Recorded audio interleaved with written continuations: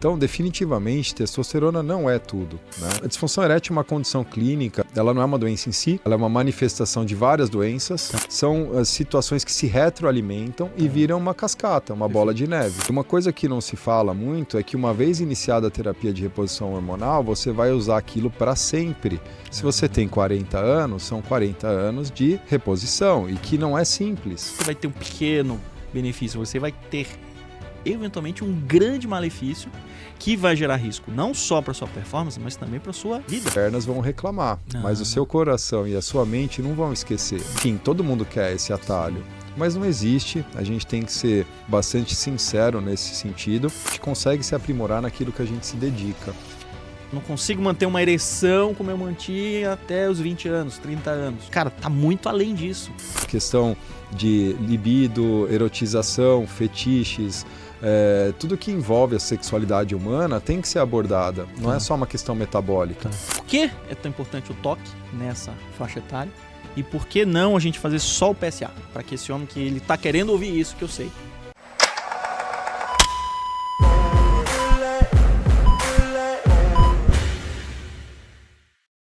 Olá, sejam todos muito bem-vindos. Este é o CardioPod, o seu podcast de cardiologia para o homem 40+, para ele entender como é que funciona o corpo todo e para que ele consiga colocar este corpo trabalhando a seu favor, a favor da sua saúde, a favor da sua performance, tanto cardiovascular quanto neurovascular. O que isso tudo significa?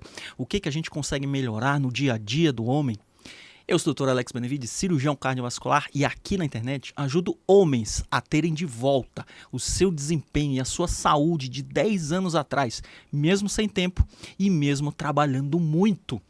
Hoje, aproveita, já segue o perfil, já deixa aqui a sua curtida aí se você se interessa por esse tema maravilhoso da saúde do homem, a saúde do homem 40+, que tá meio negligenciado aí na internet, a gente vê muita coisa para mulher, mas este homem 40+, ele também precisa de um conteúdo para dizer que é seu. E hoje temos aqui um convidado especialíssimo, meu amigo pessoal, Dr. Alexandre Gingiulo. Acertei? Acertou. Oh, maravilha. O desafio já começa pelo sobrenome.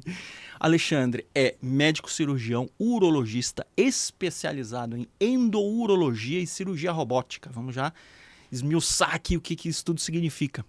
Praticante de esportes de endurance há 8 anos. Alexandre, seja muito bem-vindo. Obrigado, Alex. É um prazer enorme estar aqui no seu programa, né?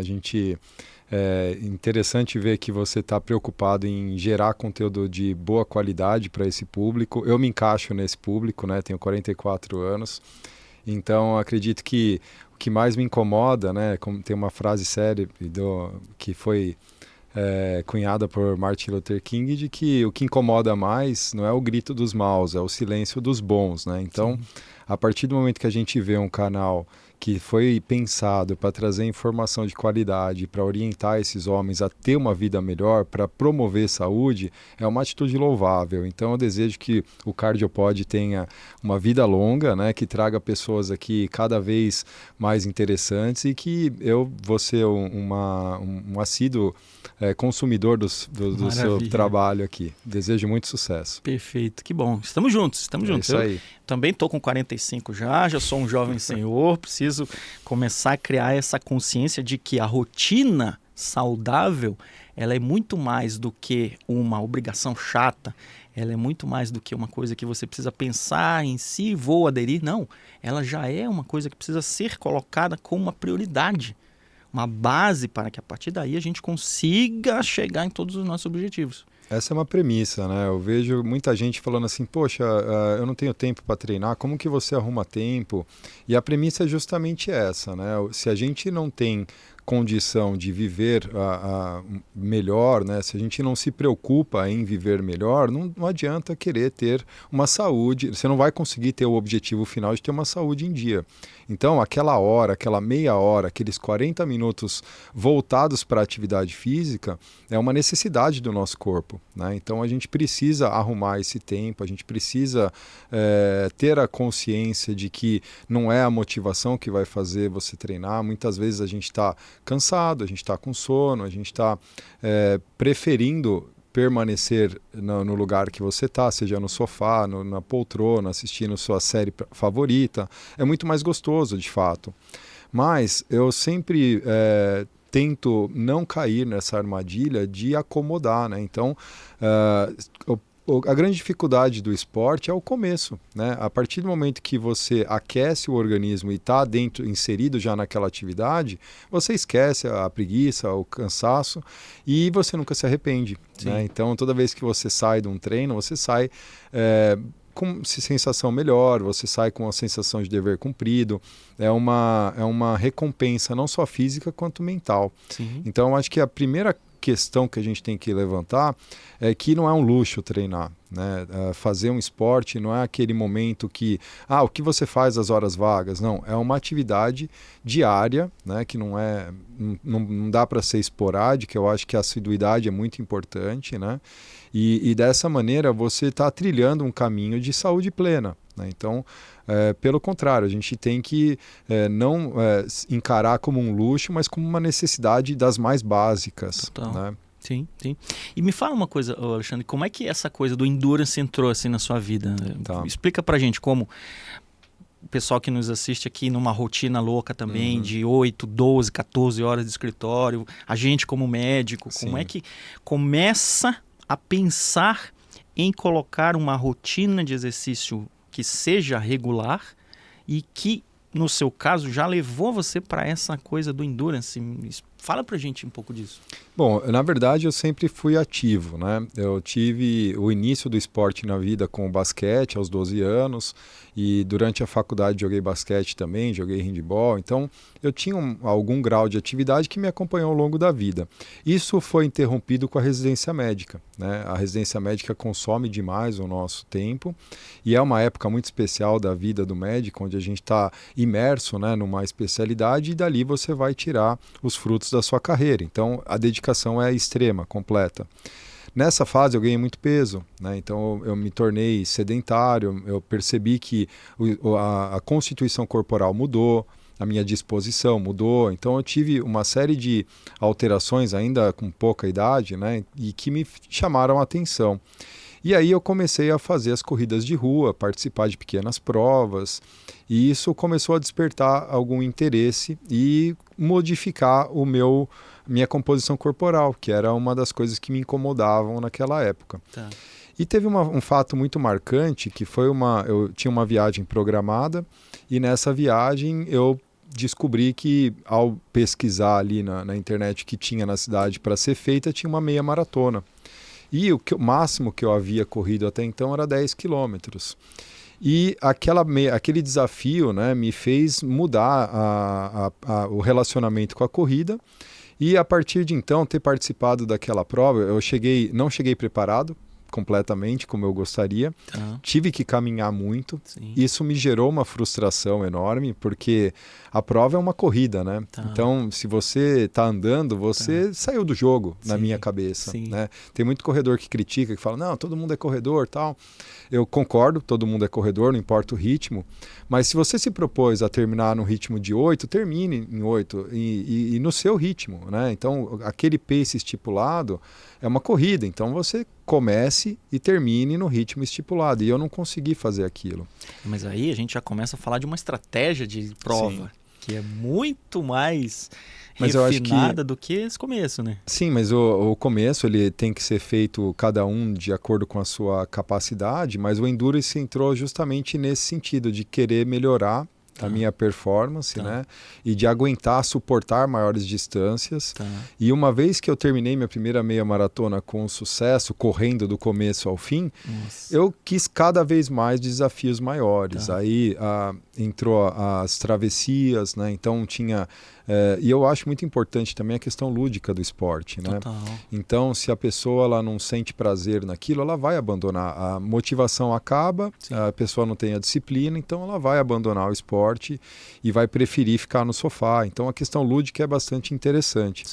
E a partir do momento que eu tinha colegas que faziam travessia e me chamavam para fazer, então é muito social, né? Então a gente começou a fazer uma travessia, outra e outra. Então, a travessia que você fala natação é a natação. Em águas abertas. Perfeito. Né? E águas de mar, mar e condições desafiadoras, né? As travessias, elas são condições totalmente controladas. Tá. Então você tem staff, você tem bombeiros. Então não é uma coisa assim, saia nadando, né? Mas se você tem uma base de academia, de piscina, já está treinando regularmente, as travessias são uma maneira de você desbravar novos horizontes e ter desafios pela frente. E as provas, na verdade, são uma grande festa, né? Eu sempre falo isso para as pessoas.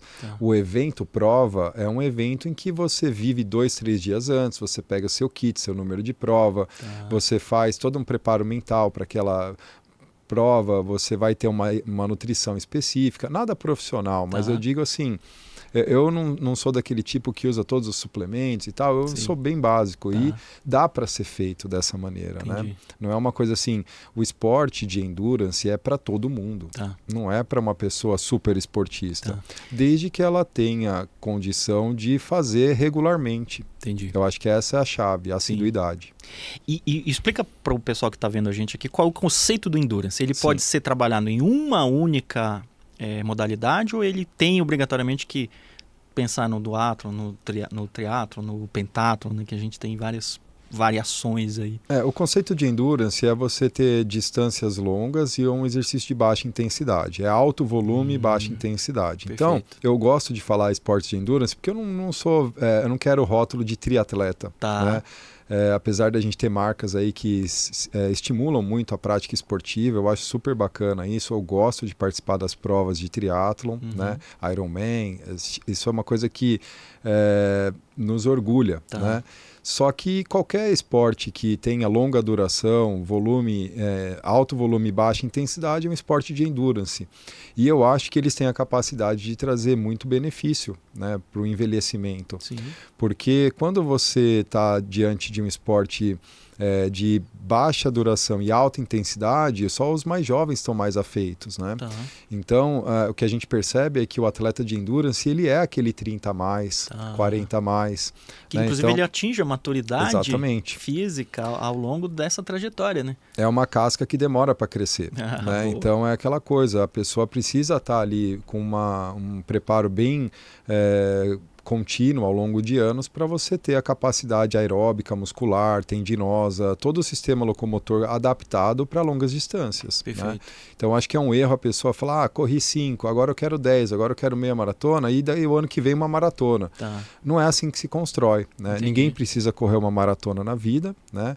Mas aqueles que tiverem interesse tem que passar por todas as etapas com calma. Dá tempo da reabilitação do corpo e de criar a estrutura necessária para que não se tenha lesão. Né? O endurance como um todo assim, são movimentos cíclicos repetitivos.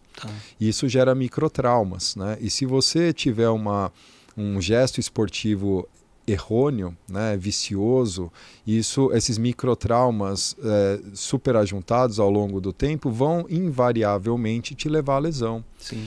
Então, seja ela lesão articular, uma lesão cartilaginosa, uma lesão tendinosa, enfim, uma contratura muscular. Então, são várias a exposição que você tem a esses microtraumas e que no endurance você tenta otimizar o seu gesto esportivo para reduzir esses microtraumas. Né? Então, como é muito sustentado ao longo de muito tempo, você deve se focar muito na ergonomia do gesto esportivo, seja ele na corrida, seja ele na natação, seja ele no ciclismo. Né? Então, eu gosto de falar de endurance porque eu entendo que você consegue ter uma exposição muito saudável, né, ao esporte, que te traga uma capacidade cognitiva melhor, uma capacidade de dormir melhor, uma performance em vários setores da vida, até de resiliência. Né?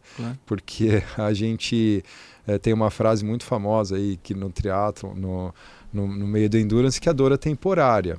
Né? A dor é temporária, mas a glória é eterna. Olha, né? Que maravilha. Então, assim, quando você está ali numa adversidade de uma maratona ou de um triatlon, alguma coisa assim, tudo que seu corpo pede para você é para. Tá. Eu não aguento mais. O seu pé está doendo, enfim, a dor de cabeça, náusea, você pode sentir várias coisas ao longo de um dia de triatlon, né?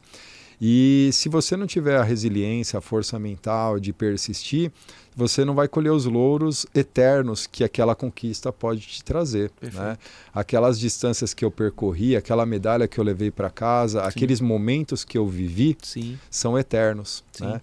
Então tem um treinador bem famoso, o Mark Allen, de triatlon e de endurance, que ele fala que as pernas vão reclamar, mas o seu coração e a sua mente não vão esquecer, né? Então essa luta que a gente tem que ter, né, para vencer essas adversidades que se aparecem num dia de prova, né? E a partir do momento que você vence essas adversidades, você é um vencedor e não importa em que colocação você está. Claro.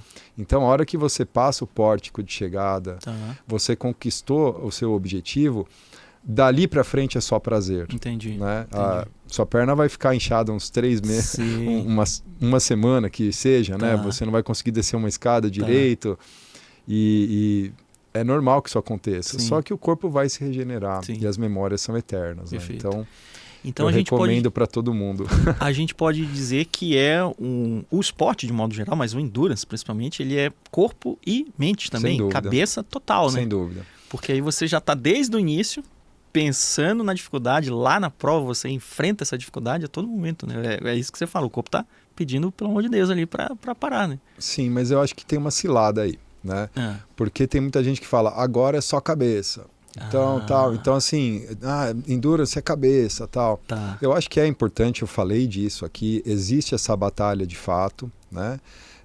Você passa um carrossel de emoções ali, você está eufórico, tem horas que você acha que você vai ganhar a prova e tem horas que você acha que vai desistir, né? Então isso acontece.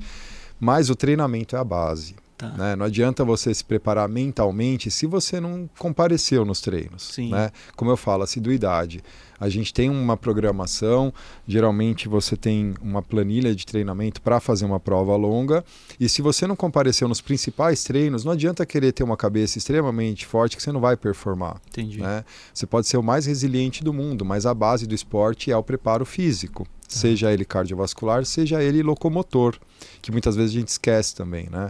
Eu acho interessante lembrar de que o exercício de força, o fortalecimento, ele precede, né, todas essas, uma premissa para fazer qualquer atividade esportiva. Então, eu acho que é importante demais a gente ter uma cabeça forte, resiliente, estar preparado para esses momentos de oscilação que a gente tem durante uma prova. Entretanto, a base é física. Né? Então, você quer chegar bem no final da sua maratona, correndo, você vai ter que comparecer nos principais treinos. Né? Você vai ter que vencer toda... uma maratona não são 42 quilômetros, é todo o preparo que você teve até chegar aquele dia. Entendi. Né? E isso me traça um paralelo assim, na mente muito estreito com a nossa rotina profissional. Né? De que você, na nossa profissão especificamente, você faz uma faculdade longa, você faz uma residência, você não sai da residência preparado assim para desempenhar aquela sua função específica com maestria. Você vai ter que ter anos de estrada ali para você dizer que agora sou realmente um cirurgião robótico, agora sou realmente um cirurgião que domina uma técnica, que consegue ter um jogo de cintura para vencer essas dificuldades que a gente vê ali na hora da cirurgia, né? Então você Sem dúvida.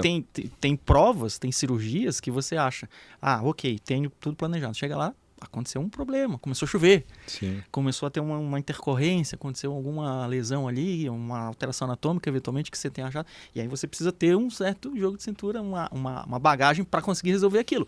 Não dá para você interromper a prova naquele momento, né? Eu acho que é um paralelo bastante interessante, porque simplesmente ao saber qual que é a trajetória para se tornar um cirurgião, muita gente já desiste, né? Então é de start ali, ao saber o que eu preciso fazer, são 11 anos, 12 anos de treinamento, então acho que só aí já afasta quem não tem o perfil de resiliência, né?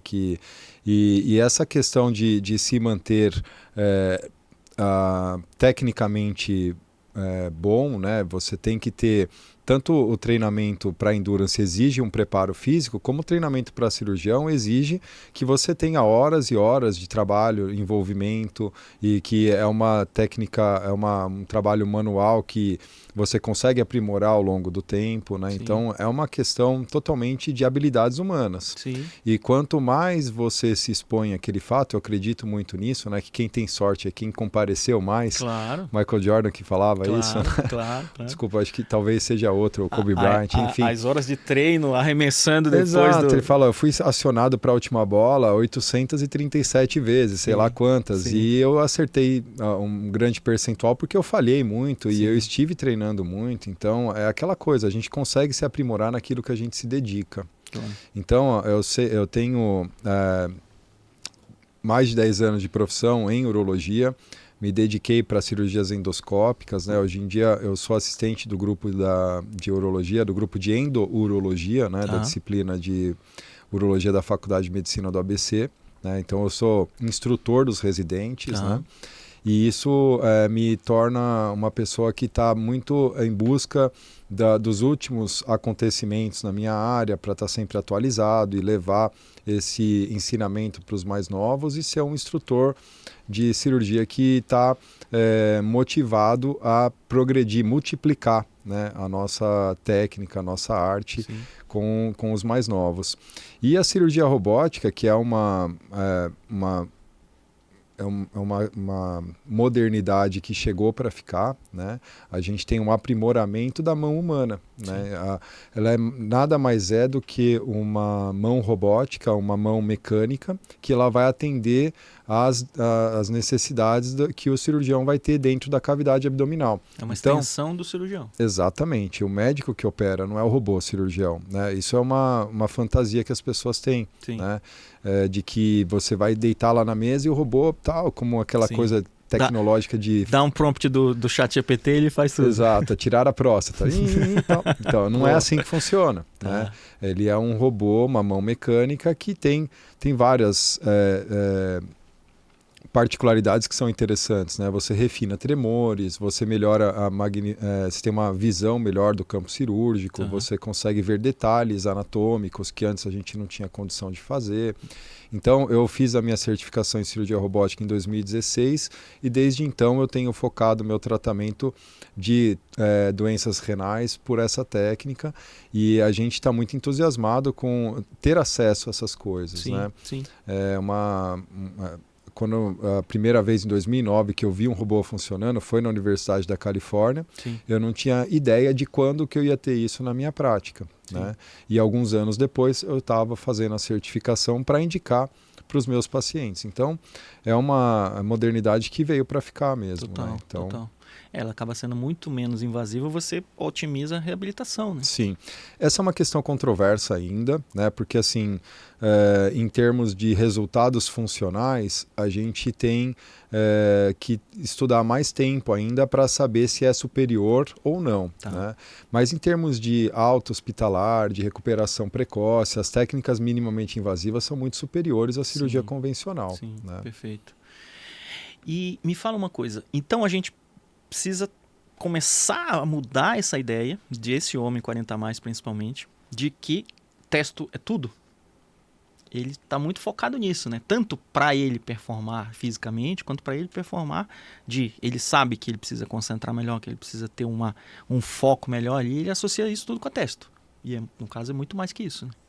Bom, a testosterona é o principal hormônio anabolizante do corpo humano e eu acho que essa questão de achar que a testosterona é tudo é uma questão muito moderna, assim, da gente ter um atalho para resolver problemas, né, complexos e tal.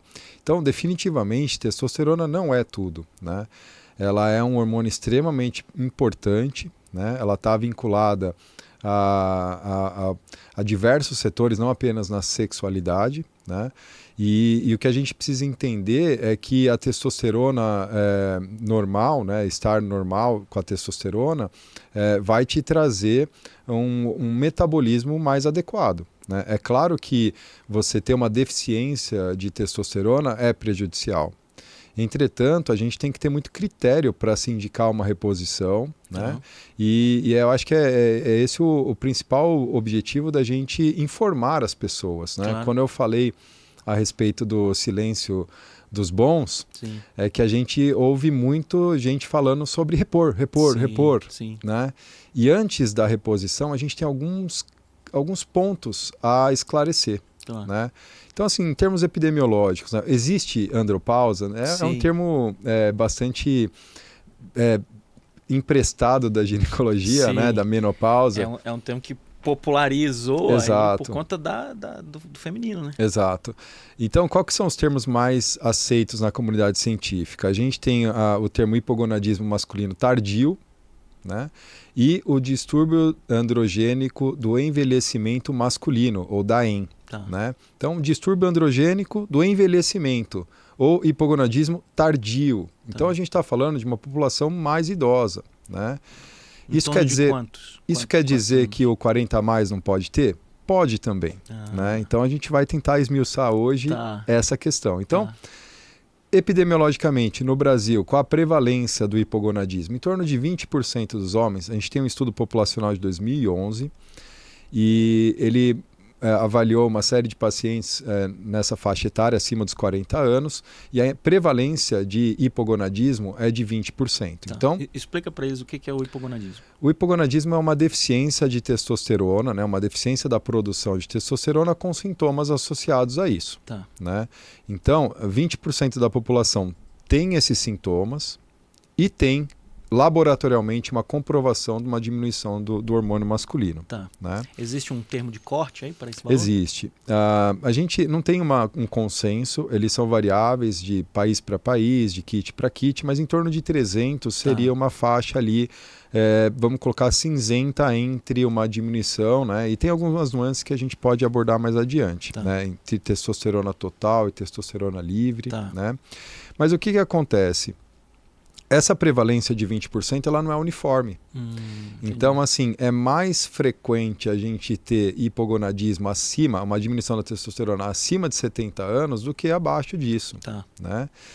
E a gente percebe que a taxa de diminuição da testosterona é de 1 a 2% ao ano. Então, quanto mais a gente viver, mais vai ter uma queda da produção. Certo.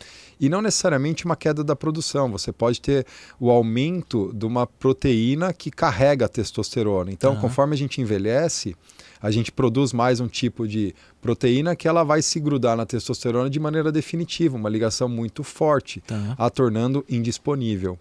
Então, nesses casos, você tem que avaliar também essa proteína, o SHBG, de maneira que você vai identificar se aqueles sintomas relatados, que a gente pode abordar também, eles são característicos de um hipogonadismo ou não.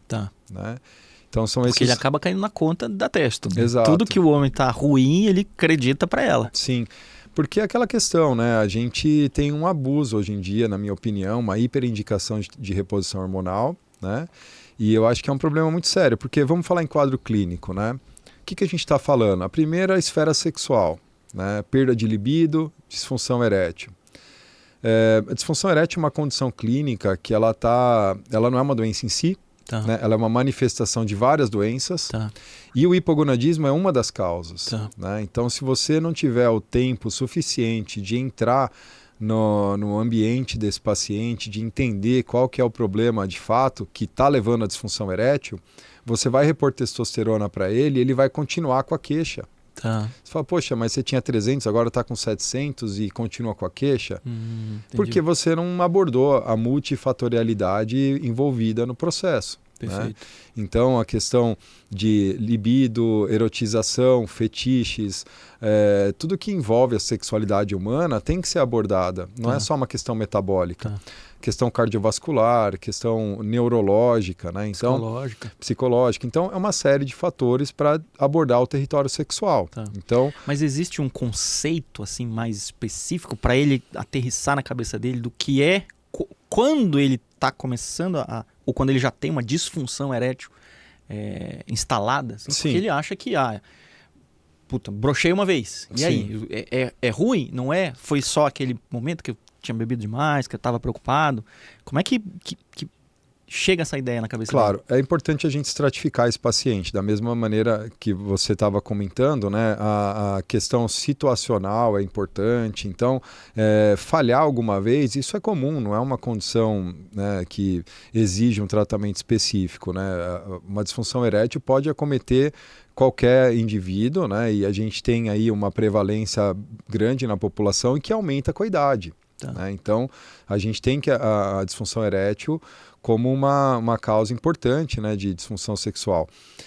E existem alguns questionários, né? Então, para avaliar a disfunção, para avaliar a diminuição da testosterona, a gente tem 3 questionários validados, né? E cada um vai optar por que são algumas perguntas específicas, e a partir do momento que você soma critérios, você pode falar, olha, esse indivíduo deve estar numa síndrome de hipogonadismo, de uma diminuição de testosterona. E aí você faz a comprovação laboratorial. Tá. Né? E aí, vamos continuar então nos sintomas. A gente está da esfera sexual, acho que é o mais óbvio, né? E tem as questões menos óbvias. Né? Por exemplo, o sistema locomotor. A gente tem a testosterona como um dos principais fatores de mineralização óssea. Então, osteopenia, osteoporose, aquele homem que está apresentando essa diminuição de massa óssea, ele precisa, né, enfim, ser tratado disso. A sarcopenia também, a diminuição de massa muscular, também é uma coisa que é observada nesses pacientes hipogonádicos. A questão também de insônia, irritabilidade, cognição, performance. Então, esse paciente ele muda o padrão que ele tinha anteriormente, né? Ele tem uma piora da sua performance cognitiva. Inclusive a apneia do sono, alterações de despertar. Então, todas essas questões também estão relacionadas. A distribuição de gordura corporal. Tá. Então, você tem uma cintura abdominal maior, uma gordura visceral, resistência à insulina. Tá. E aí, a gente entra numa seara que pode acometer mais os indivíduos mais novos, porque a gente nunca consegue definir o que veio primeiro. Tanto a obesidade, a síndrome metabólica pode levar a uma diminuição da produção de testosterona, ou então, não da produção, mas um sequestro, né? uma maior modificação para estradiol. Então você tem essa conversão, esse sequestro, e você tem os indivíduos que têm hipogonadismo levando a uma obesidade. Então são situações que se retroalimentam e viram uma cascata, uma bola de neve. Né? Então, interromper esse processo é importante. A gente tem a questão da aromatase, né? Que ela acaba convertendo a testo em estrógeno. Para quem não sabe, o estrógeno é um hormônio feminino que também existe no sangue de você, homem 40 a mais, que está me vendo aqui. Mas ela é uma taxa muito menor. A gente não pode ter um crescimento desse estrógeno em função de uma queda na testosterona, principalmente movida por conta da ação de uma enzima que veio de um padrão que você proporcionou. De acordo, é isso aí. Então a gente tem um padrão inflamatório neste corpo deste homem, que a própria testo que sobrou, ela não vai conseguir preencher receptores, ela não vai conseguir causar todas essas atividades benéficas para esse homem, mesmo que você tenha um padrão ainda ali naquela faixa de segurança, né? E ele fica muito preocupado com aquilo. Minha testo está em 300, está em 400, tá bom. Mas, eu já estou sentindo um cansaço, estou sentindo que tá tolerância ao extremo da motivação do exercício está piorando. Então, será que tem a ver com isso? E ele não percebe que esse padrão inflamatório que ele proporciona acaba definindo isso, né? Veja, essa é uma das questões mais importantes da prática clínica, de você definir a causa e efeito, né? E uma vez você tendo esse indivíduo tendo um quadro clínico característico, né, e você tendo uma testosterona limítrofe, qual seria a melhor intervenção terapêutica, né? Eu acredito que a gente tem que, antes de propor uma terapia de reposição, primeiro que para fazer a gente tem alguns critérios, né, que eu vou enumerar aqui, e a gente deve oferecer para esse paciente uma resolução fisiológica dessa questão, né? Então, estimular o próprio testículo a produzir mais, ou então diminuir essa perda, esse sequestro de hormônio. Então, é coisa de arrumar de dentro para fora, não de fora para dentro. Porque a partir do momento que você entrega uma testosterona exógena, por mecanismo regulatório, o seu testículo para de produzir. E uma coisa que não se fala muito é que uma vez iniciada a terapia de reposição hormonal, você vai usar aquilo para sempre. Se você tem 40 anos, são 40 anos de reposição, e que não é simples. As vias de aplicação, os níveis séricos, tudo isso são questões, né? Então a gente tem que entender sempre essa questão um tratamento perene. Então, se você conseguir não entrar na terapia de reposição, é o melhor dos cenários. E como não entrar? Atividade física, melhora do sono, melhora nutricional, diminuição do estresse. Então, a gente está aqui para dizer o óbvio, que as pessoas insistem em não ouvir, né? Ela quer um pellet de testosterona, ela quer aplicar um chip de testosterona e de repente chegar forte, sábio, né? Enfim, todo mundo quer esse atalho, mas não existe. A gente tem que ser bastante sincero nesse sentido, dizer que a melhor forma de sair de um quadro de hipogonadismo é por si próprio, né? E para nossa população de interesse, 40 a mais, é a principal tratamento, né?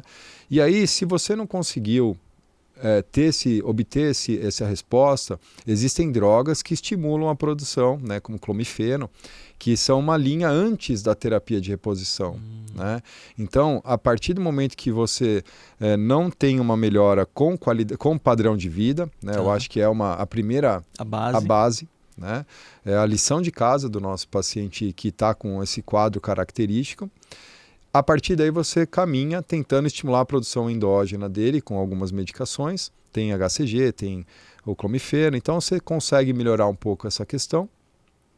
E por último, aquele caso que tem aí nitidamente um déficit de testosterona que não reverteu com as medidas não farmacológicas, aí sim você tem a indicação de repor a testosterona, e quando o diagnóstico é assertivo, você muda a qualidade de vida desse indivíduo. Entendi. Porque a testosterona ela vai devolver uma melhor disposição, ela vai devolver tônus muscular, a pessoa vai se sentir mais disposta, apta a subir uma escada, a se levantar do sofá. A gente não está falando em performance... não está falando lá da frente, a gente está falando aqui da base. Exato, como você descreveu muito bem, é colocar a sua própria mala dentro do bagageiro, né? Então são atitudes cotidianas. É isso que a gente quer para um paciente idoso, autonomia, né? Que ele consiga suportar melhor algum trauma, alguma queda.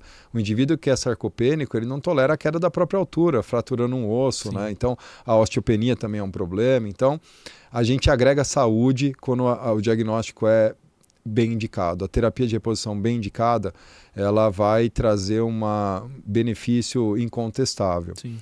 Ele fica mais até protegido, entre aspas, de lesões, né? Sem dúvida. Tanto lesões do esforço físico, que ele eventualmente venha a ter com um programa de exercício físico que ele recomeçou agora, que ele começou agora nessa fase da vida, todo empolgado aí, aproveitando uma vibe de uma motivação que surgiu aí, mas que ele não vai conseguir perpetuar. Sem dúvida. Manter de modo sustentável, né? Ou uma lesão realmente de uma queda que vai fazê-lo ter uma fratura de fêmur, ter uma lesão de quadril que vai levar até para uma internação hospitalar prolongada. E aí você vem com todas as comorbidades, né? Risco de infecção hospitalar, risco de desabilidade depois nesse período de reabilitação para ele. Tudo isso vai impactar em qualidade de vida, que ele não percebe, ele não tem essa visão lá na frente. Né? Ele acha que simplesmente era uma coisa que ele precisa resolver agora, ou que se não resolver também, eu tenho tempo para resolver isso mais para frente. E aí acaba tendo uma repercussão muito maior do que ele tinha enxergado ali na sua frente. Né? E você acha que existem sinais assim claros para ele perceber, de sinais de alerta? Sinais inequívocos, não. Né? Porque a avaliação é sempre global. Né? Então, se eu falar, olha, tem a disfunção erétil acima de 65 anos, eu vou falar para procurar o cardiologista, né? Para avaliar alguma doença coronariana, alguma doença aterosclerótica, mas a avaliação da DAEM, né, do hipogonadismo, ela é global. Então a gente tem que avaliar não só a esfera sexual, a esfera metabólica desse indivíduo, diabetes, a parte, enfim, clínica dele como um todo, para saber se aqueles índices laboratoriais correspondem às queixas, né, desse indivíduo. Porque se você atuar na reposição hormonal e não tiver relação com as queixas, você não vai melhorar esse paciente. Sim. Né? Você vai ficar enxugando gelo ali. Exato, e você está causando um potencial malefício. Né? Tá. Então, veja, a gente pretende transferir a medicação para melhorar o indivíduo. Né? E para isso a gente busca níveis que a gente chama de eugonádicos, que é o nível da sua produção normal. Tá. E aí vem o primeiro problema da reposição. Né? A gente tem 2 formas de reposição hoje autorizadas pela Anvisa. A gente tem o uso transdérmico e o uso injetável. Tá. Apesar de o uso injetável ter um trimestral que a tendência é evitar os picos existem. Tá. Né? Nada se parece com o fisiológico. Né? O transdérmico ele tem um pouco menos de pico, mas também pode ter problemas de absorção, pode dar dermatite na pele. Então, assim, usar testosterona cronicamente não é uma tarefa fácil. Tá. Né? E, nesse sentido, você pode estar exposto a pequenos momentos de níveis suprafisiológicos, né? Que podem aumentar a viscosidade sanguínea, né? Pode gerar até problemas cardiovasculares com esse aumento da viscosidade sanguínea. Então, você precisa monitorizar esses pacientes. Praticamente você casa com o indivíduo. Né? Então, a terapia de reposição hormonal, para quem tem muita indicação, quem tem essa indicação precisa, é uma ótima alternativa para devolver qualidade de vida. Entretanto, todas essas questões têm que ser levantadas. Né? Não é um tratamento de 2 meses que você vai modificar e acabou, né? Você tem que acompanhar. Sim. E você que está nos vendo agora, é muito poderosa essa informação para você entender que mesmo bem indicada, ela precisa ser monitorada. Muito longe do que muita gente vê, que a gente vê muita gente praticando hoje daquela autoindicação, porque você recebeu alguma fonte de acesso ali durante a academia, você viu alguém fazendo que deu certo, eventualmente até por um curto período de tempo, que você não acompanhou toda a evolução daquela pessoa. Não, eu usei, eu senti mais forte, eu ganhei músculo, eu consegui ficar mais concentrado. Então, é totalmente diferente. Indicações são indicações precisas e com monitoramento. Então, é importante que você que está nos vendo agora perceba que pensar em tomar uma atitude intempestiva, uma atitude de auto-indicação é totalmente contraproducente. Não é que você vai ter um pequeno benefício, você vai ter eventualmente um grande malefício que vai gerar risco não só para a sua performance, mas também para a sua vida. Quando o Alexandre fala em aumento de piora cardiovascular, a gente tem aumento de viscosidade, aumento de grossura do sangue. Esse sangue fica mais grosso, fica mais oleoso, mais propenso a formar coágulos. Coágulos formam entupimentos, trombose pulmonar, trombose cerebral, trombose periférica. E aí, quando você fala em disfunção erétil por problema vascular periférico, a gente precisa destacar também, para vocês que estão nos vendo agora, que existe uma condição chamada DAOP, a doença arterial oclusiva periférica. Essa DAOP também está envolvida em artéria peniana. Quando você tem placas de gordura, ainda que sejam placas mínimas, na perna, nos braços e eventualmente na artéria peniana, você tem aumento de risco cardiovascular também. E ele está preocupado só com a função sexual. Ele fala, eu não consigo manter uma ereção como eu mantinha até os 20 anos, 30 anos. Cara, está muito além disso. Está muito mais relacionado ao seu risco de vida do que a sua condição de performance nesse momento, né? Eu acho que essa mensagem é extremamente importante, né? Se a pessoa que está nos ouvindo, ela tem intenção de melhorar a saúde dela, ela tem que evitar o abuso de esteroides, né? Por que é fácil cair nessa cilada, né, que eu vejo? Esse canto da sereia. Porque ele entrega resultado, né? Se você está com interesse em hipertrofia, está com interesse em melhora esportiva, você vai obter esse ganho, né? A pessoa vai correr mais rápido, ela vai pular mais alto.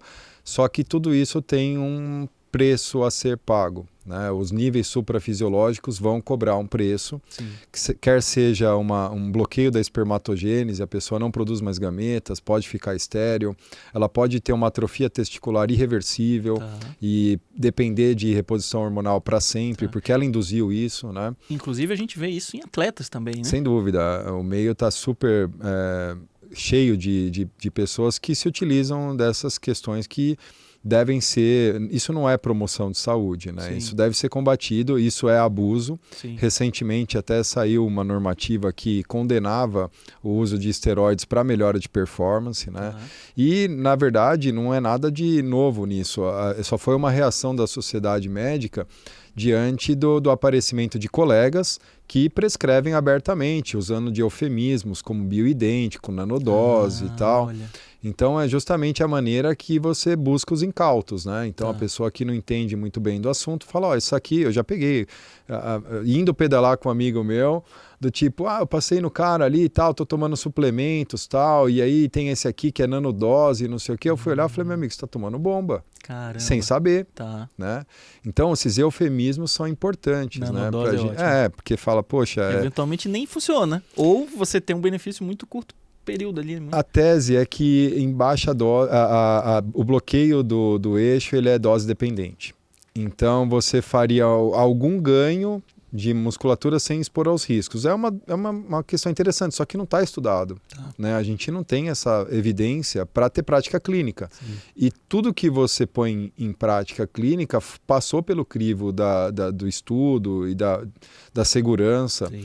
E até para falar em termos de segurança... não se comprovou que a terapia de reposição hormonal em níveis eugonádicos piorou o risco cardiovascular. Sim. Só a gente está falando isso no abuso, nos níveis suprafisiológicos. E tem até uma questão mais moderna que está indicado para a terapia de reposição para aqueles indivíduos que têm indicação e já sofreram de um câncer de próstata tratado. Então a gente sempre... tem essa questão de que o tratamento do câncer de próstata é o bloqueio hormonal, né? Então um câncer de próstata avançado, você precisa bloquear a testosterona desse indivíduo. E aí um indivíduo que teve um câncer de próstata localizado, foi tratado, está livre de recorrência, está há algum tempo já acompanhando e apresentou sintomas de perda de testosterona, ele pode receber essa reposição hormonal sem aumentar os riscos de recidiva da doença. A gente já tem algum tempo de evidências de que a reposição é segura, inclusive nesses parâmetros. Mas aí é outra população. É um caso muito específico. Exato, é uma população que... tem clara evidência de melhora do seu metabolismo, da sua constituição física, fazendo a reposição. Perfeito, né? Perfeito. E é justamente esse poder da droga que eu acho que nas populações erradas que a gente deveria evitar. Entendi. Né? E você consegue trabalhar essa coisa com o seu paciente, esse paciente 40+, que a gente fala aqui, de modo natural? Como é que ele poderia pensar, além do exercício físico, como é que ele poderia pensar em ter uma condição de funcionalidade dessa testosterona, ou mesmo de produção dessa testosterona adequada, sem recorrer a esse dispositivo artificial, no caso? Veja, existem alguns estudos que vão enumerar alguns micronutrientes, né? Quando a gente fala de questão nutricional é super complicado porque as populações são heterogêneas e são vários estímulos que podem interferir, mas o que tem alguma evidência é o zinco, né, o magnésio, então a deficiência desses micronutrientes poderiam te levar a uma diminuição da testosterona. Mas eu acho que em linhas gerais, evitar o consumo de industrializados, né, fazer descascar mais e desembalar menos. Né? Então a dieta baseada em legumes, verduras e produtos in natura, ela é melhor, e cozinhadas em casa, elas têm melhor qualidade nutricional do que os industrializados, que sofreram um processo de transformação e adição de substâncias para ter mais atratividade, né? Então, assim, são hiperpalatáveis. Sem dúvida. Então, mais conservante para durar mais na prateleira. Exatamente. Sal, né? A comida com uma quantidade de sal que você, ao ver, você não adicionaria a quantidade de sal que eles adicionam na indústria. Então, a recomendação primordial, né, seria uma nutrição adequada, que tenha uma boa divisão entre os componentes, porque a testosterona é derivada do colesterol. Sim. Então a gente vê distúrbios alimentares severos cursando com até amenorreia em mulheres, a pessoa não menstrua, não tem... Então a deficiência nutricional específica, né? Então você pode ter prejuízo das suas, não só dos hormônios, mas outras substâncias, né? Imunoglobulinas, você perde imunidade. Sim. Então a ideia é que você tenha uma dieta variada, né, que tenha todos os macronutrientes contemplados, né, carboidratos, proteínas, tudo dentro de um balanço adequado, para que você tenha um organismo com um funcionamento melhor. Eu acho que esse é o conceito mais... não é moderno, mas assim, eu acho que é mais basilar. Né? A gente tem que voltar para essa questão de que o que você faz no seu dia a dia é o que vai te levar a ter uma saúde melhor no futuro. Né? Sim, sim. Essa coisa da rotina é muito louca, né? Porque a gente tem uma rotina que não percebe o quão destrutiva ela é para a gente ao longo dos anos, né? Quando a gente vai buscar uma solução, a gente quer que resolva rápido. Eu quero perder peso rápido. Eu quero ganhar massa muscular rápida. Eu quero fazer a coisa virar do dia para a noite. E você passou 10, 15, 20 anos destruindo aquela coisa, aquele organismo, seja ele imunologicamente, o seu sistema de defesa está ruim, porque ele está gastando energia com uma inflamação, contra coisas que você mesmo está dando para ele. Essa alteração de peso, que não é uma coisa compatível com a saúde, é muito mais deletéria, muito mais prejudicial para a gente do que a gente consegue imaginar, né? Essa inflamação que a gente teria como um mecanismo de defesa contra um agressor específico. Eu tenho uma infecção, tenho um vírus, um protozoário, uma bactéria que está me agredindo. Pô, a inflamação vai te ajudar, cara. Agora, essa inflamação crônica de baixo grau, que a gente chama, em resposta a um sono ruim, a um excesso de peso, a um sedentarismo, a esse monte de porcaria que a gente come, ela vai destruir toda essa funcionalidade do sistema de defesa e vai voltá-lo contra você. Sem dúvida, aquela cascata, bola de neve que a obesidade leva a uma diminuição hormonal, a diminuição hormonal piora a obesidade e a pessoa não sai desse ciclo. Sim, né? sim, total. É bem por aí. Eu acho que quem está pensando em... teve uma proposta de reposição hormonal, é importante a gente avaliar a saúde prostática, né? Então, porque a próstata ela é muito sensível, tem muitos receptores androgênicos, e aquele indivíduo que está hipogonádico, a próstata ela tende a ser menos hipertrofiada. A hipertrofia da próstata é uma condição que acomete o nosso público. Sim. 40 anos em diante, todos os homens, invariavelmente, vão sofrer um crescimento do volume da próstata. Ainda que seja benigno. A isso a gente chama hiperplasia prostática benigna. Perfeito. Né? Essa hiperplasia ela pode ser só anatômica, né? Ela pode ser uma alteração que não gerou doença, ou ela pode causar um problema funcional, que é um mau esvaziamento da bexiga. É aquele famoso prostatismo, né? Que a gente vê que o homem mais velho pode ter, acorda à noite para urinar, tem o jato mais fraco. Então, assim, uma coisa de consultório comum é falar, como é que tá a urina? Não sou mais aquele garoto, né? Então a gente percebe que o jato urinário ele vai sofrer. Vê isso muito claramente. Percebe, né? E a partir dos 40 anos esse processo começa. Né? Aquele indivíduo que tem sintomas urinários obstrutivos, se ele começar uma terapia de reposição hormonal sem tratar isso, ele vai piorar a sua função miccional. Olha, então você pode ter chave nessa equação. Sem dúvida. E ele nunca ouviu falar disso. Exato. Ele fala, não, isso vai mexer só com a minha musculatura, não vai mexer com a próstata. Exato. Ele acha que vai mexer só com o testículo, né? Exato. E aí ele vai se tornar mais capaz, mais ágil, mais forte e não percebe que outras coisas vão ser influenciadas. Então, a gente tem maneiras clínicas de tratar a obstrução, né, prostática, tem maneiras cirúrgicas, tem técnicas minimamente invasivas. Então, existe uma gama de tratamentos para essa obstrução funcional, para trazer uma melhora da qualidade de vida que pode até influenciar no sono. Você vê como as coisas são interligadas, né? Sim. Um indivíduo que acorda 3 vezes à noite para urinar não dorme bem. Total. Não dorme bem. Então, a gente tem que avaliar primeiro isso para depois iniciar uma terapia de reposição. E o câncer de próstata, né, que é uma preocupação também nessa população, porque a gente tem que 1 a cada 7 homens vai desenvolver câncer de próstata. Nossa. Durante a sua vida. É uma incidência muito aumentada, ele só perde... A primeira incidência para homens e mulheres de câncer é a neoplasia de pele, não melanoma. Em segundo lugar, para mulheres vem o tumor de mama e para os homens, próstata. Então, devido a essa elevada incidência, a gente recomenda que se faça um rastreamento populacional. A Sociedade Brasileira de Urologia, em conjunto com as sociedades europeia e americana, preconiza, acima dos 50 anos, que todo homem faça o exame de toque e um PSA para checar o seu status em relação ao câncer de próstata. Qual a frequência disso?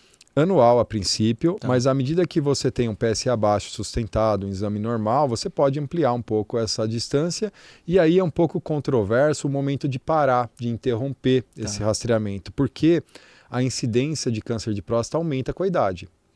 E quanto mais idoso você está, maior a chance de ser detectado e maior a chance de você ser tratado disso.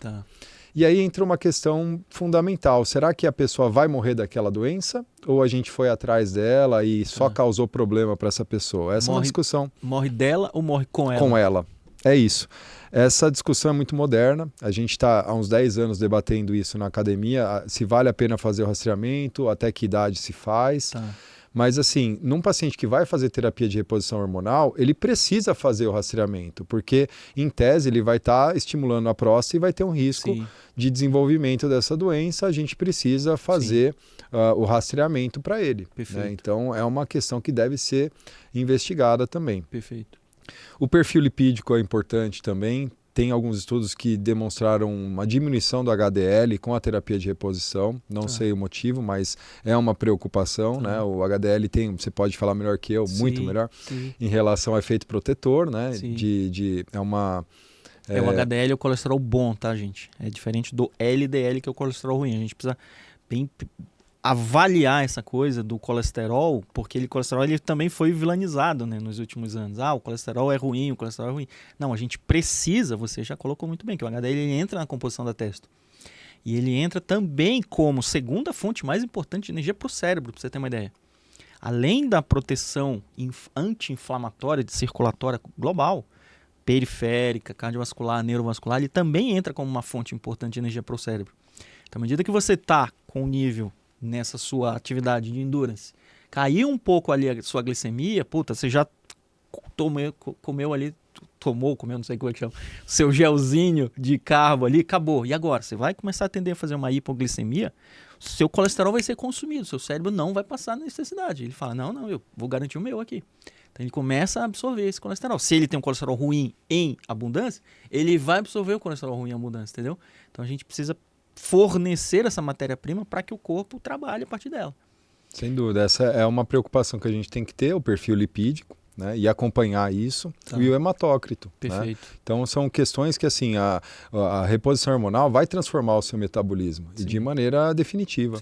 Então é bem importante essa questão que o metabolismo todo está sendo manipulado. Claro. Essa visão global da coisa que a gente sempre oscila nisso. Né? Me fala uma coisa, sem trocadilho aqui, você tocou no assunto. Qual é a importância clínica em termos de fornecimento de dados para que o médico, o urologista, haja de modo assertivo na questão do toque? Por que é tão importante o toque nessa faixa etária? E por que não a gente fazer só o PSA? Para que esse homem que ele está querendo ouvir isso, que eu sei.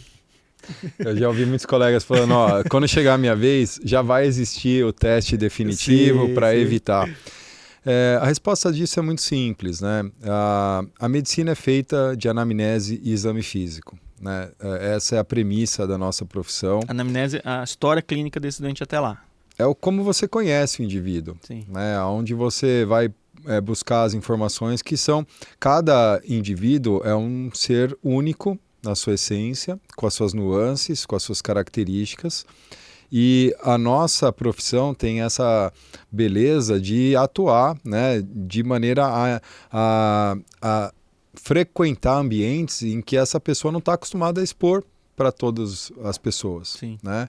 Então, a gente diz, o conceito de saúde é biopsicossocial, você precisa entender o indivíduo inserido no meio dele, inserido na profissão dele, então é uma questão, a anamnese é fundamental e a seguir é o exame físico, né?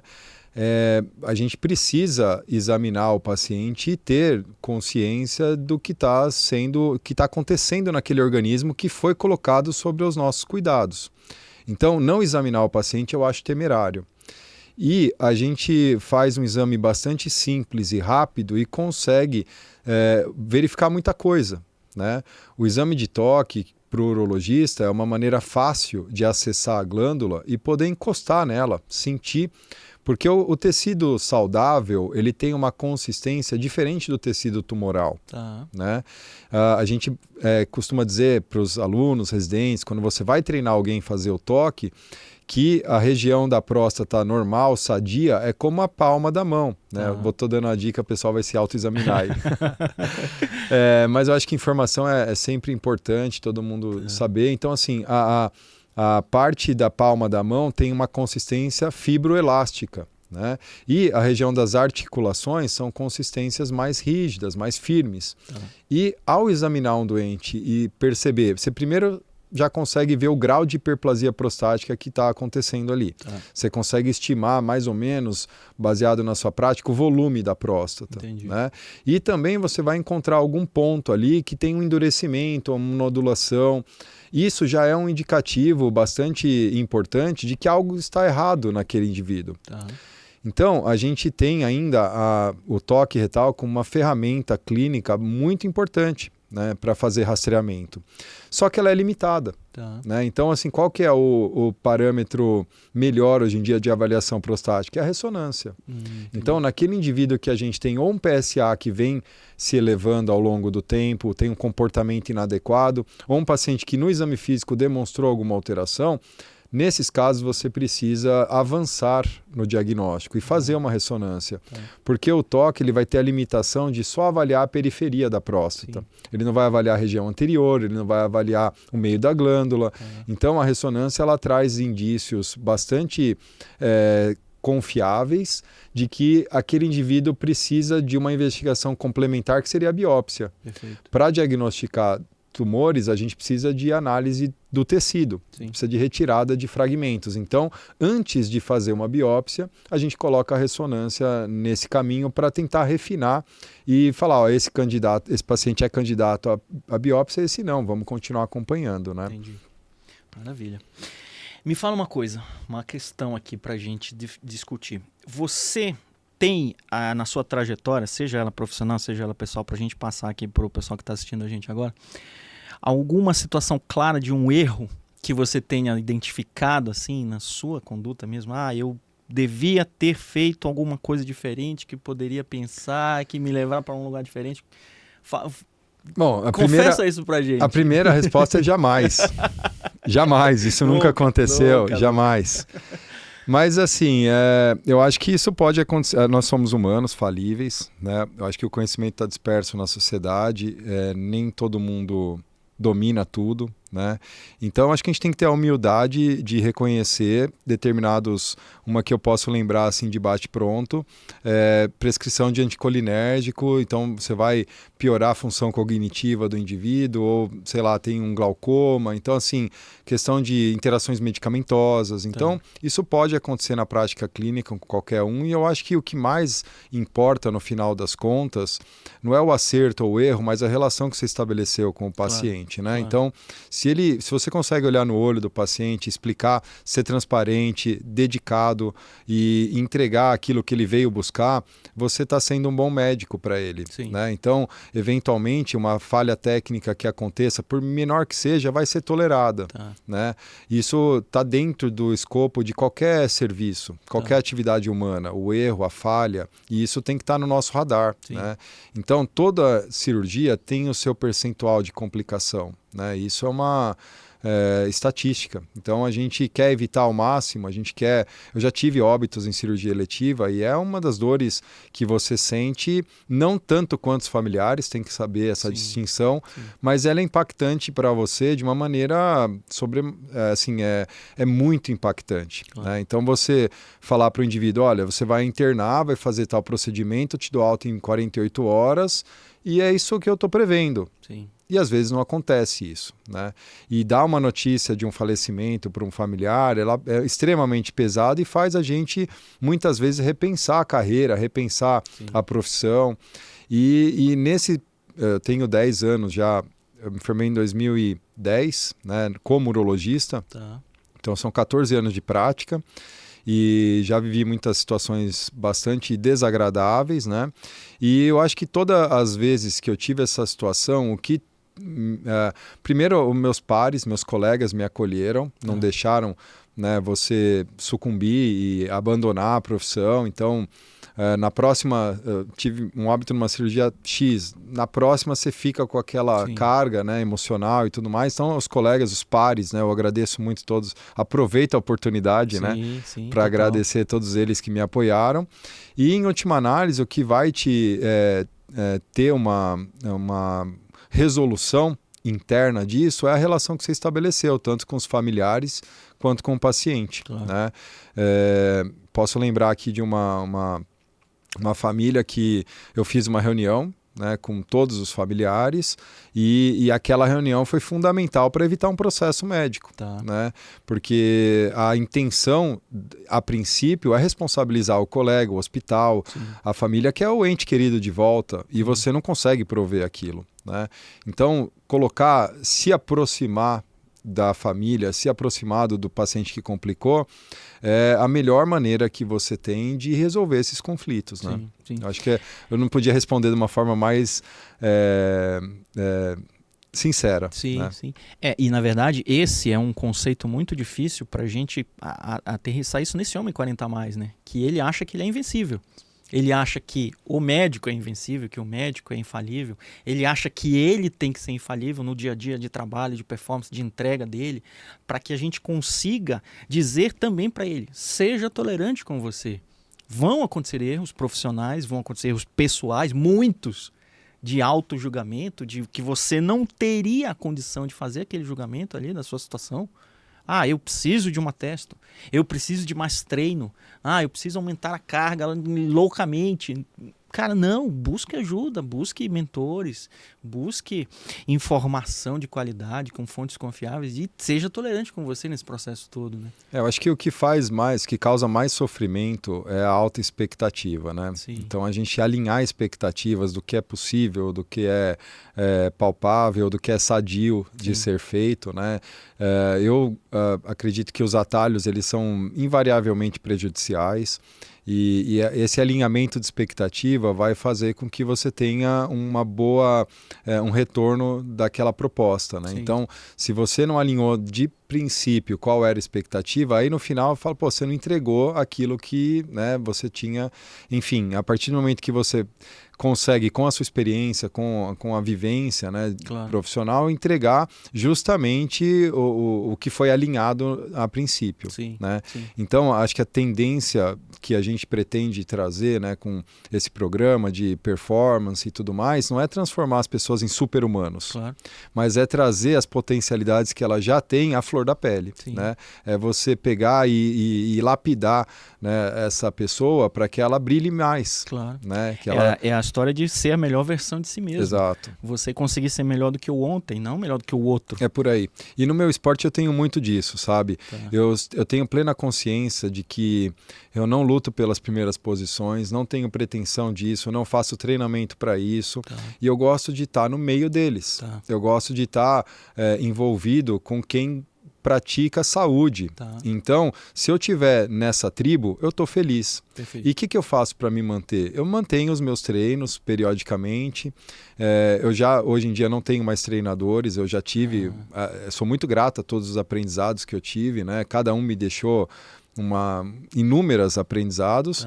E aquela coisa, hoje em dia eu participo dos eventos mais para fazer um turismo, para fazer um bom momento. Então, assim, e não é nem fora do Brasil, tipo, a minha próxima prova é a Maratona de São Paulo, dia 7 de abril. Então, assim, eu gosto de correr em casa também. Perfeito. E você vê, não é aquela questão assim, eu vou porque eu quero as majors, marathons, eu quero também. Mas é uma coisa que está tão arraigada na minha vida que eu quero correr aqui em São Paulo, fazer meus 42 quilômetros e fazer correndo. Então, meu tesão de vida, assim, o que me motiva é estar nesse grupo, é estar nesse meio, é chegar lá de manhã, sentir aquela sensação da largada, cumprimentar meu vizinho, falar boa prova. E assim, não vou ser campeão, né? Mas o esporte me traz essa positividade, né? Me afasta dos vícios, me traz com que eu durma melhor, eu tenho uma vida melhor porque eu tenho hábitos mais saudáveis. Eu acho que é esse o que eu pretendo extrapolar as minhas limitações e levar para cada vez mais pessoas. Mesmo porque essa atividade que você faz em uma performance um pouco mais elevada, ela precisa estar inserida também num contexto profissional. Sem dúvida. De você não ter uma lesão de lá e que traga aqui profissional e que vai evitar de você ter uma manipulação das mãos para fazer a cirurgia. Exatamente. Vai ter uma lesão na coluna, vou ter uma lombar que eu não vou poder ficar ali 1 hora em pé. Então, isso tudo precisa estar avaliado também, né? Sem dúvida. Veja, nós somos cirurgiões, a gente tem, né, a minha profissão, ela depende da minha presença física e íntegra, né? Eu preciso estar no meu melhor para me apresentar profissionalmente e eu não posso simplesmente dar toda a minha energia para o esporte, eu nem sou pago para isso, eu gasto dinheiro com isso, né? Então, que é um investimento na vida, né? na minha sanidade, no meu metabolismo, enfim. Então, eu acredito que o relacionamento com o esporte, ele tem que te trazer mais coisas positivas, né? Então, se a gente está muito focado em performance e querer ser o melhor do grupo, eu acho super bacana. Se é o seu motivador, né? Tudo bem, só que vai ter um preço por isso, né? Você vai eventualmente se expor ao risco de ter uma lesão e, enfim, é uma balança que tem que ser colocada para que você continue ativo no seu melhor, entregando uma produtividade profissional no nível que você espera e, ao mesmo tempo, tá ali gerenciando a sua vida esportiva de maneira lúdica, de maneira saudável, sem se preocupar demais com performance em termos de números e tudo mais, né? Apesar de eu achar os números fantásticos, assim, em termos de acompanhamento de evolução, né? Nesse sentido, os relógios, né, de monitorização são muito bons, porque você percebe que a assiduidade gera ali números incríveis, né? O ano passado eu posso te dizer que eu percorri 7.537 quilômetros. Não sei se é bem isso, mas é muito próximo disso. Mas assim, os números saltam. Uma Belém Brasília ali. Pois é, os números saltam à vista, né? Então, assim, aquele treininho que foi lá, naquele dia eu estava cansado, eu dei plantão e tal, mas eu corri 8 quilômetros, ele somou nos 7.000. Claro. Então, contar os quilômetros, contar as horas de treino, eu acho super bacana. Eu acho que você consegue se mostrar quão resiliente, quão forte você é, porque você está acumulando isso ao longo do tempo. São as pequenas vitórias que vão te levar mais perto do objetivo maior. Né? Ninguém constrói uma muralha com tijolo só. Né? Se você quer ser muralha, vai ser tijolo a tijolo. Né? E cada treino importa. Né? Você tem ali treinos variados, mas todos eles são importantes. Né? Gente, pode falar. Treino bom é treino feito. Treino feito, treino pago. Estamos chegando ao final aqui desse encontro, dessa conversa maravilhosa, com muito conteúdo de valor para você, o Homem 40+. Então aproveita, deixa aqui o seu comentário, tira a sua dúvida, deixa um feedback para a gente, deixa novos temas para a gente explorar, para que traga realmente uma informação de valor que seja transformadora na sua vida, na sua rotina de melhora, de condição que esta saúde seja uma base para levar você para um ponto de melhora a cada dia. E não se esqueça de se inscrever aqui no perfil também para a gente já conseguir fazer essa mobilização dessa macharada aí de 40+, para que ele consiga entender que aqui a gente está trazendo um valor que vai ser importante na vida dele. Então, Alexandre, eu quero antes de encerrar, pedir para você deixar uma palavra, uma frase, uma citação, enfim, alguma mensagem final que traga também um ponto prático para esse homem 40 a mais conseguir, a partir de hoje, fazer uma mudança de cabeça, uma mudança de atitude, uma mudança que realmente faça diferença na vida dele. Bom, vou repetir então o que eu falei: a dor é temporária e a glória é eterna. Né? Então, os treinos doem, eles nos desgastam, mas você vai se tornar mais forte. Né? Você vai sair melhor tendo treinado, então a glória é eterna e vá buscar a sua glória, cada um tem a sua. Cada um tem a sua, isso aí é fundamental. Né? Maravilha. Gente, muito obrigado por todo mundo que chegou até aqui, muito obrigado por todo mundo que participou, que chegou aí de paraquedas nesse final, mas que vai rever todo o episódio, porque foi sensacional. E já fica o convite aqui para vocês também estarem presentes. Semana que vem teremos um novo encontro para transformar a vida de você, homem 40 a mais. Nos vemos, muito obrigado, tchau, tchau.